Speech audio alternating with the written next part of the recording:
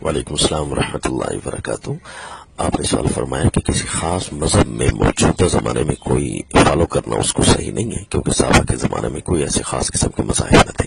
تو یہ سوال تو یہ نظریہ تو انتہائی اچھا ہے اور بہت ہی اہم ہے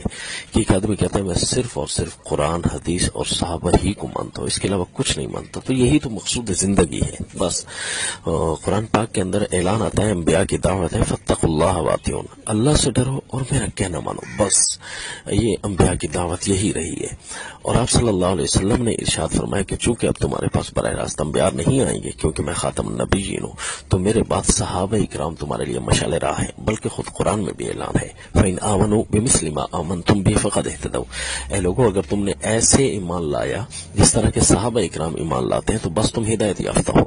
اور اسی طرح قرآن پاک کی ایک آیت میں سورہ توبہ کی آیت نمبر 100 ہے غالباً، اس میں اعلان آتا ہے کہ اللہ 3 جماعتوں سے راضی ہے، ایک مہاجرین صحابہ، دوسرا انصار صحابہ، اور تیسری جماعت والذین اتبعوہم بإحسان، جنہوں نے ہر نیکی میں ان 2 کی اتباع کی، اللہ تعالیٰ ان سے راضی ہے۔ تو اب ظاہر ہے کہ ان 3 کے علاوہ اور آپ کے پاس کوئی راستہ نہیں ہے، یہی خیر القرون ہوتے ہیں یا قرآن اور حدیث ہے۔ البتہ یہ ہے کہ قرآن اور حدیث کی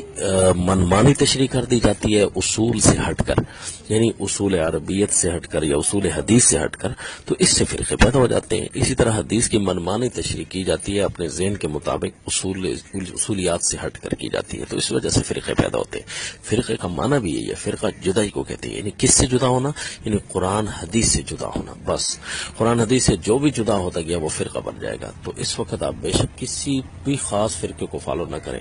جس بھی جماعت حتیٰ کہ جس امام کے پیچھے آپ نماز پڑھ رہے ہیں اس کو بھی اس وقت فالو کریں جب وہ 100% قرآن اور حدیث کے مطابق عقائد اور ایمانیات رکھتا ہو، یہی تو مقصود زندگی ہے۔ اور یاد رکھیں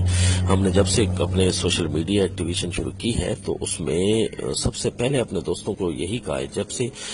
جواب دیتا ہوں تو دوست پوچھتے ہیں جی آپ کا تعارف کیا ہے، میں کہتا ہوں بھائی میرے تعارف کو آپ چھوڑیے، پھر فلاں نام ہے، فلاں جگہ رہتا ہوں، فلاں ہے، میرا فلاں استاد ہے، یہ سب ٹھیک ہے، لیکن آپ مجھے صرف اس وجہ سے نہ مانے کہ میرا تعلق فلاں سے ہے، نہیں، مجھے اس وجہ سے آپ نے جواب میرے سننے ہیں کہ میں کیا قرآن اور حدیث کے مطابق 100% بولتا ہوں۔ ہر فرقے والا سوال کر سکتا ہے، اگر قرآن اور حدیث کے مطابق آپ کو جواب کہیں سے بھی مل رہا ہے، بڑا ہو چھوٹا ہو،